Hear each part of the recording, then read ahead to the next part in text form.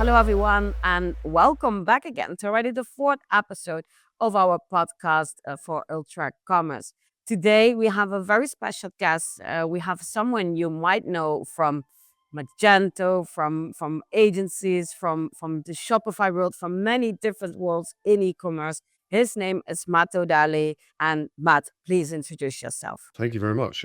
Pleasure to be here. So, as you said, I'm Matt O'Daly, and I am the Delivery and Technology Strategy Director at SQLI. My background is all e-commerce. So, I grew up in the music industry, building e-commerce business within a record label. Moved over to Magento, which became Adobe, and then did a brief stint over at Spotify, and now I'm at SQLI, and I've been there for about 2.5 years. Yeah, really, really nice. I'm sorry, I just said Shopify, but obviously it's Spotify. That's it. Music is in your heart. You're not building stores only, you're also building guitars. 100%. Yeah, that's in my spare time. I am a luthier, so I build guitars. I've made them for people all over the world. I've been doing that for about 10 years now, and I think it's good because it's like we live in like a 200-mile-an-hour world, and building guitars is a 5-mile-an-hour sport, right? So it's very slow, it's very deliberate. It kind of just rolls off, gets you nice and focused. So it's a nice break from like 200 miles an hour agency world, and then 5 miles an hour, nice and calm, super fun, super focused, a world of building guitars. Yeah, I think they're amazing. I've seen some of your work. Obviously, our friend David has some of you, but I think it's absolutely beautiful work. But you mentioned like agency world is 200 miles an hour and it's going more faster every day. Of course, with all the AI stuff happening, agencies are also moving faster. We see them product world. We see so many fast things happening there. We see new product development showing up every day. But sometimes I wonder, like, hey, how is this going in agency world? Like, are there really, already e-commerce shops who are contacting their agencies and asking, like, hey, what can you do for me? Or do they have a plan already? Like, how do you see this development going on? Well, I mean, it's a good starting question, really. To me, what I see in the landscape is I see a lot of customers who they know they need to, they just don't know how they should, right? So they understand that there's an absolute need to keep up and that they know they have to embrace this technology, but a lot of them don't really know where they should apply it and where they should be, what they should be focusing on first. It's that horrible question when someone says to you, okay, you can do anything. And then you struggle to figure out what you should do, right? And so what we're trying to do is focus the conversation, right? So we want to focus in on things like personalization, and increasing sales is like the number one top priority. I think it's where you get the most bang for your buck. So things like AI optimization. So people are changing the way that they search for things online. So rather than just going to Google and looking for something, they're saying like, hey Siri, or you're going to ChatGPT and saying, hey, can I buy this thing for my mum? It's her 70th birthday, and here's what the things she likes. And then it's returning you the ideas and the way suggestions that you should be maybe looking at. And what it really means now is that our customers have to really dive into that and say, well, how do we make sure that we are top of that result? So it's kind of like, way back when people were looking at SEO and wanting to be the top of the Google search, it's like, well, actually, no, now you need to be top of your ChatGPT search. You need to be the one that's getting the first return. Why are you the best? Why are you the most relevant? So it's about enriching product data, telling the right story within your product data online, and then making sure that is then reflected out into the customer that wants to buy something, right? So we're really focusing in on that direction as just a starter, because I feel like it's where you're going to get the easiest, not the easiest, I guess, you're going to get the fastest win, and the most engaging win after that. And then after that, I think once you kind of looked at that, we start looking at, well, how can you make things more efficient for customers? How can you make sure they are, doing things in automating their workflows? How are you making sure things like returns or refunds are processed without somebody having to go in and manually do it? Or, those kinds of things are the next part to work on, is how can you make the workplace more efficient? And then it's about, where do you see, then after that, sorry, it's where you then see what's the next layer down. Is it a product? Is it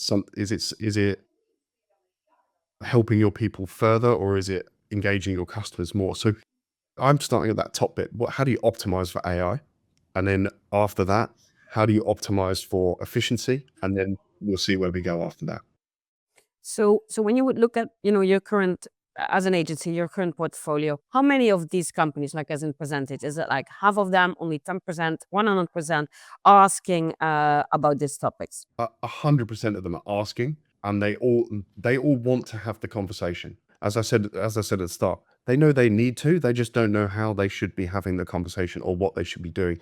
And so they're looking to us for like really focused consultancy and help them build the strategy to deal with the evolving landscape. And that, when you're kind of deep in your own business looking at, how do I get more people to sell? Sometimes you don't have the time or the space to look at AI or new technologies and things like that. So that's why they come to us, because we're going to be able to help them and then point them in the right direction. So do you talk a lot, like as an agency? Of course, your partners, your product partners are very important here, because not all of them are building it. I mean, should be building it at least. All of them are working on it, but it's not ready yet, or they're not publishing it yet. But they should be getting the conversation going with you, because they should let you know, like, hey, agency, my dear partner agency, this is what I'm building. Because we all know implementing takes time, and so it doesn't have to be fully ready today to be able to already work with a customer.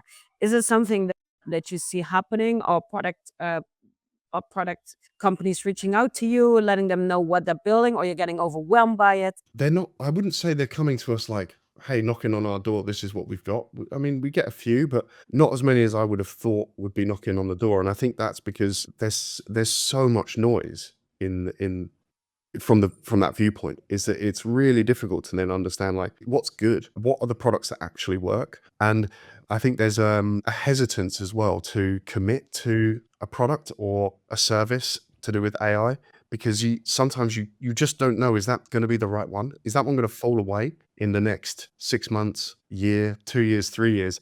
And so then you've invested the time, but then you haven't got the product any longer. So, as with anything, it's a boom at the start, and then you kind of need a lot of the noise to fall away in order for something to kind of make sense and present itself as the leader or the right solution. And what I'm not seeing is like the leaders, I guess, in a product sense.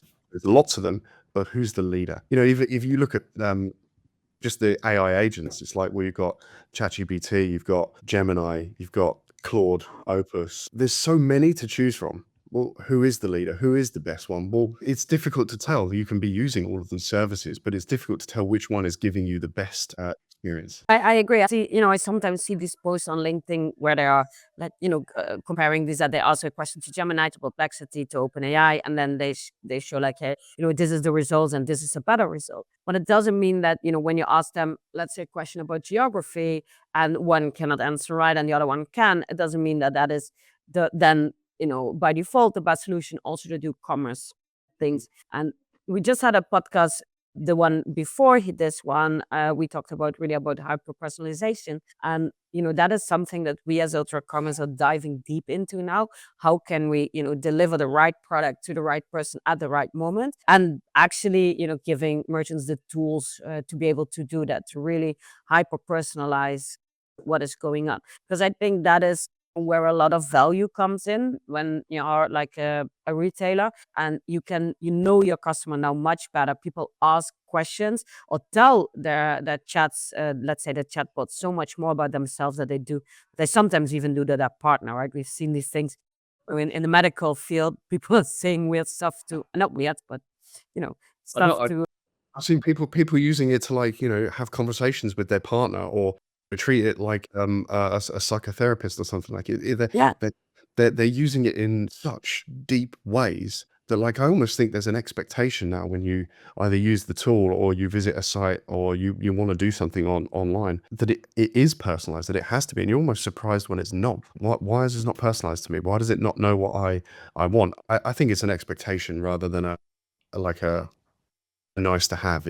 People expect it more, and I think that's fair. Yeah, and I even saw this weird thing that people are doing, and I'm saying it's weird, but it's actually, I think, pretty smart, that people are like catalogizing their house. So they'll like make a catalog of their like clothes. They send a picture of every item. They send it to chat, and then they ask them, "Hey, I have like a business meeting or a lunch, or it's and this is the weather outside. What should I wear?" And the chat, gives them opportunities. I even saw a person doing that with their fridge. So they made like a whole inventory and asked like, "Hey, what do I have?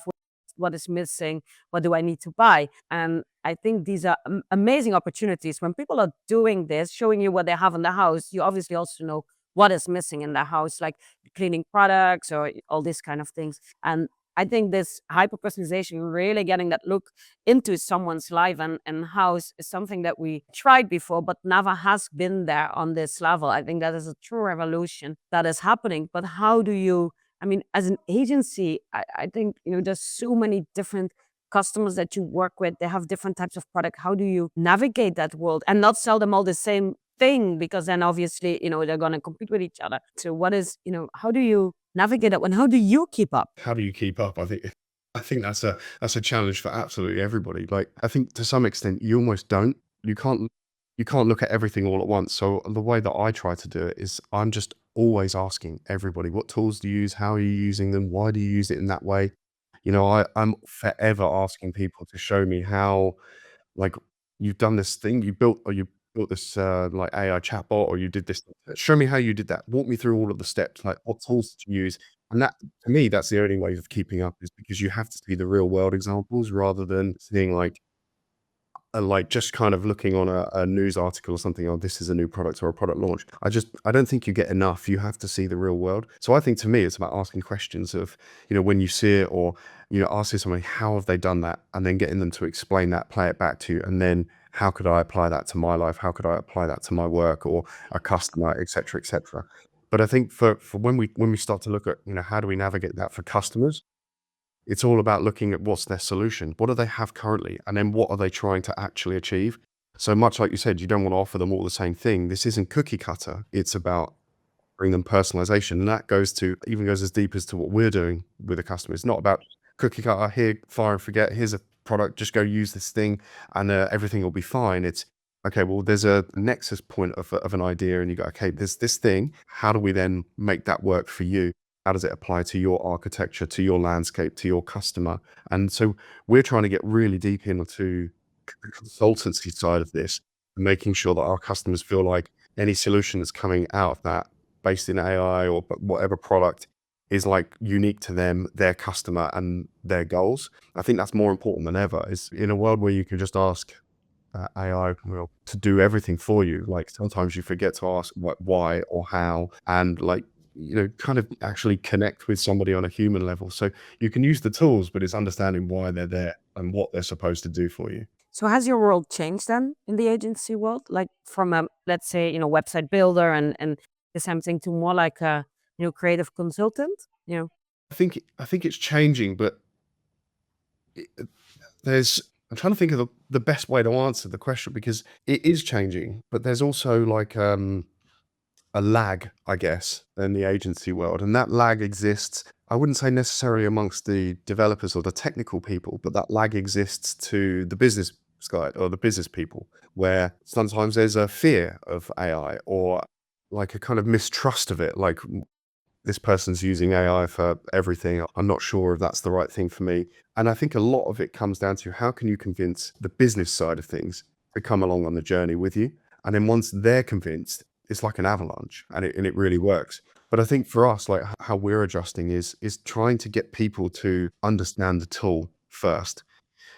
Everybody says, oh, we're AI first, or look, people are saying we're AI first or whatever, but what does that actually mean? I was listening to a podcast the other few weeks ago with, I think it's the CTO at Shopify. And they are an amazing AI first organization in terms of how they develop. One of the things that he said is, we're now expecting people to turn up with their LLM. Like, if you just turn up as just you, that's not enough. If you just turn up with your AI, that's not enough. Both of you have to turn up, right? And they're expecting you to like be there and use the tools. And if you're not using the tools, they're seeing that as a failure. And so the first thing as an agency is to get your people using the tools and to understand why they're there, why they're amazing, why they're going to bring value. And the second part is, Okay, how can you translate that to your customers? And then that's where the shift starts, because then you start going, well, okay, if I can deliver something 10 times faster, how do I monetize for that? How do I make that work for me as an agency? And how do you kind of price that model up? Because you're now no longer perhaps developing. You're not really writing code. Maybe you're writing 20% of the code and the other 80% is all being done for you. So you then start, it's like the problem can't, not problem, but the challenge cascades, because it's like, okay, well, you've got the tool, it's now doing most of the work for you, but you still have to understand what it's outputting, and you have to be able to challenge it, and you have to be able to understand what it's doing at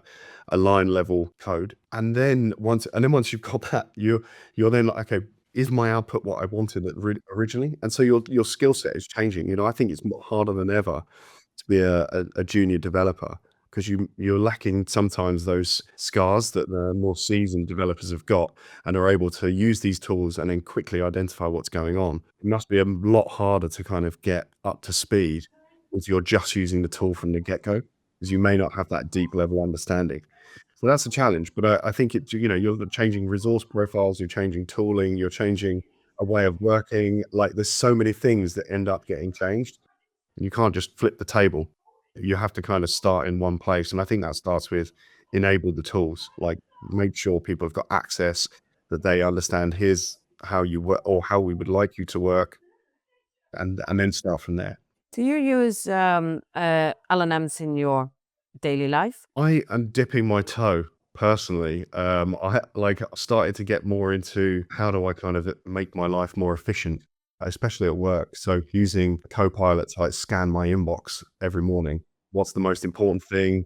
Can you write me, agendas or notes for meetings that I'm going to be attending? What did I miss yesterday? What did I miss the day before? Those kinds of things, and trying to make sure, okay, as soon as I get in, it's delivered to me. There's an overview, and I can start building a way of working. So I'm trying to embrace them from a more of a business perspective, and I think once I start embracing it, my team then starts to embrace and starts to see, and then I feel like I'm like, oh, this is how I'm using it. This is what I'm going to do. Like, why didn't you try this? Like, so I'm definitely trying to do it. I think if you're not trying, you're probably going to get left behind. So you need to be involved, and you need to be doing it. Sometimes I think like maybe it's good thing, like the generation happens, when everybody was switching to smartphones and apps and that kind of stuff. You need like a new generation who hasn't done the old way, to doing it, because they can natively, they natively learn and experience this. And I think sometimes I'm wondering, like, hey, would the best way to enable this within a team and to speed things up is to just get a bunch of juniors, juniors as in the years that they have, but they're probably much more experienced with AI tools out there in maybe not today, but like in the next few months, maybe next year. We're getting these kids that come from school that are natively, they wrote a whole thesis with with chat. Nobody touched like a normal keyboard anymore, and they should we get them on? Should we get like their opinion there?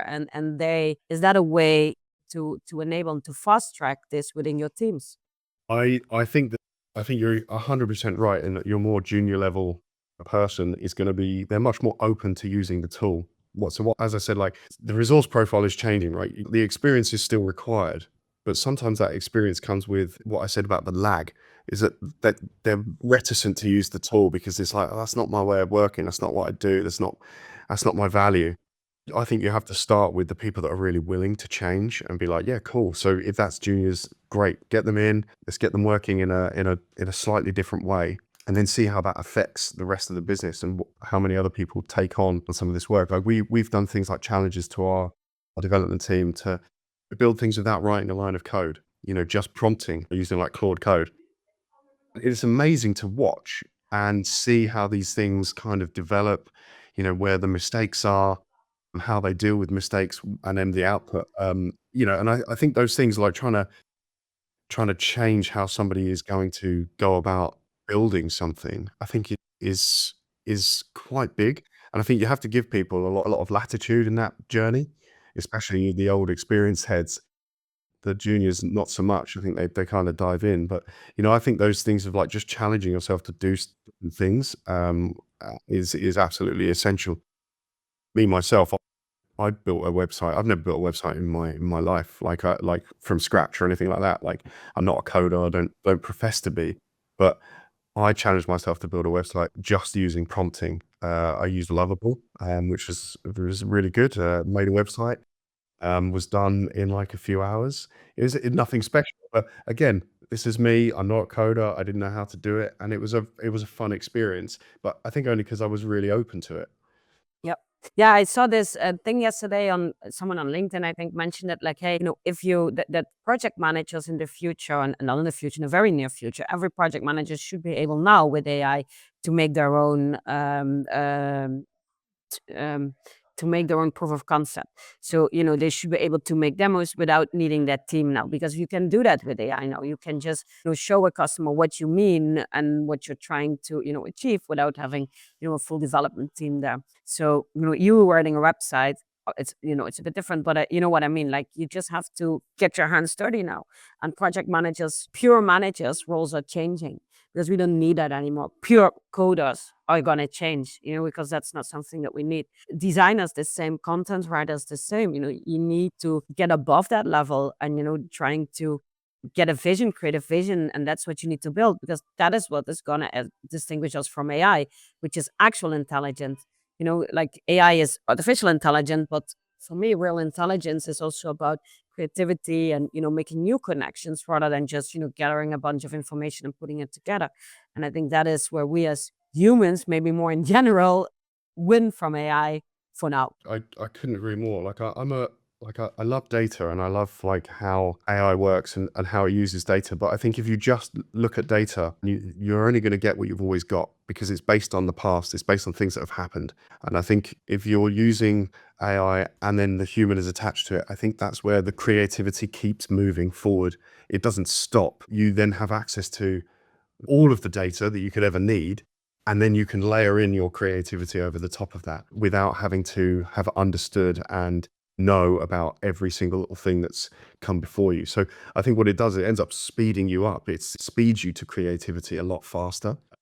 I used to kind of say to my friends, like, is data killing creativity, right? I used to feel like that for a long, long, long time, right? It was killing creativity. And now I feel like it's actually accelerating creativity, because it's taking that learning curve and it's almost like slashing it and saying like, well, you don't have to go through all that hardship. You can Yeah. just do. The only danger there is, as I said earlier, is that you kind of don't know how or why it's done something. So you kind of miss this like middle part, which maybe that's a really like old thing to say now, and like in a year's time maybe we'll just be saying, well, who cares how or why it's done the thing, all that matters is what it did at the end, and that's fine. So you might miss the process, but do you really need it, I guess, is the question. I don't think so. I don't think, you don't need to understand. I mean, you need to understand the concept and what you're doing, but you don't need to understand every single bit of it. I can drive my car kind of fine, I think. Some people might have a different opinion about that, but I don't know, how the mechanics work. But, I get there. I get to the destination. And I think, these things are, and especially e-commerce, which is very competitive, we need to be result driven. We don't have time to experiment too much. We don't have time to wait until someone else has done it. We need to get things going. So, what would be your advice as an agency? What is it, the thing that you tell all your customers when they come to you and ask you what to do with AI? I'm always like, identify the need. Like, do you understand what your challenges are? Like, what are those challenges? Talk to me about challenges. Talk to me about things you're trying to achieve, and then we can apply solutions after. The technology is like the accelerator. It's the thing that gets you there. But if you don't understand what your challenge is or where you want to go, you're just, to use the car analogy, you're just driving around, like, and you don't really know why you're driving. You're just kind of going, yeah, well, this seems great. I've got all these things, but like, I don't really know why they're doing anything for me. So the first thing is, I'm super happy you want to use these tools, or you want to use these products and services, but tell me why. Tell me what that is going to help you do. Like, what are your biggest challenges today? Where do you want to be in the next like couple of years? What's on your roadmap? And then how can you extract some of those things on somebody's roadmap to say, there's tools that can accelerate this. You think that's 18 months away. Well, actually, no, it's 18 days away. So how can I shorten that time to market for you using AI tools and using these things? And that's the first thing you have to understand. And you have to understand your customer. And I think that's what, you know, that's what the agencies are doing, need to change to, is need to become much more consultative, much more engaged with with the customer. And it's not the danger isn't that, AI will take agency jobs. It's that if the agencies don't use, it's that if, sorry, I want to make sure I think this one through. The real danger isn't that AI will take the agency jobs. It's that the agencies that don't use AI will lose the clients, the ones that do. And so that's why you have to understand those challenges and then how you can apply the tools. So again, what I said previously is like, how do you enable everyone to use the tools so they understand them? And then how do you get your customers to identify their challenges, their roadmaps, with their vision? And then how do you marry those two things together? I think once you do that, you're kind of cooking with gas, so you can start moving forward.